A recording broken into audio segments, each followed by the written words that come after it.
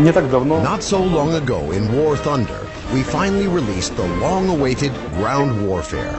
Players can now not only fly warplanes, but also drive real tanks.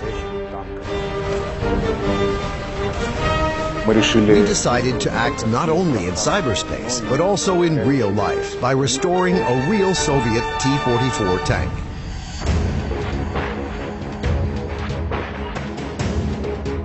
The T-44 is a tank which was supposed to replace the Soviet Army's primary tank, the T-34. It was developed in the middle of the 40s and went into batch production in 1944, but it never quite made it to the front.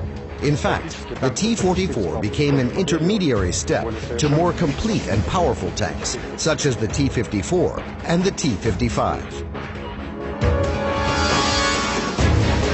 For the first time, we're taking a vehicle for restoration right out of the depot's stock, which is intended for spare parts.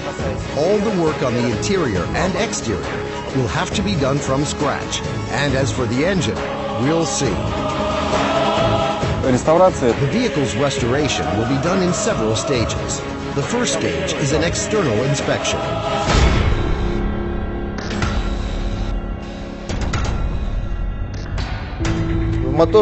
As we can see, the engine transmission compartment I'm sitting on should have a radiator in it.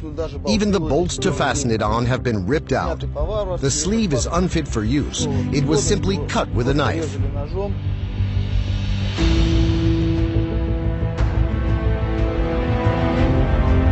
The left side track shoulder and the exhaust casing has undergone massive deformation.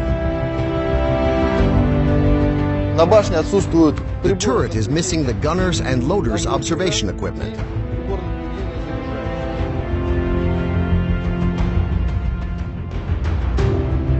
The A3 communication device is still intact.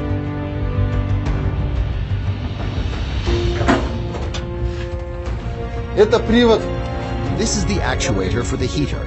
Previously, heaters were made so that the handle was placed in the pump while the tank driver or one of the crew members turned it, and the pump delivered fuel to the heater's boiler through an injector.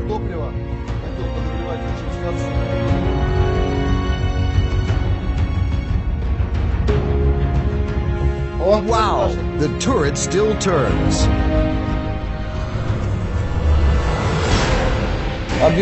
It's clear there's a lot of work to be done.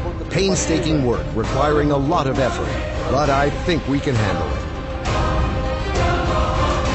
With the help of our friends at Gaijin Entertainment, we're making a fully functional vehicle that will be used at our museum constantly. Practically all our vehicles are reconstructions, and almost all the work is carried out in the museum. This is history. This must be done. We've made the decision to independently put this tank into action right here, in these conditions, and we're already getting started with its exterior. It's just great to see a tank that isn't sitting still in a warehouse or on a pedestal somewhere, but is a real military vehicle instead, which can move and turn its turret. It gives you an entirely different feeling.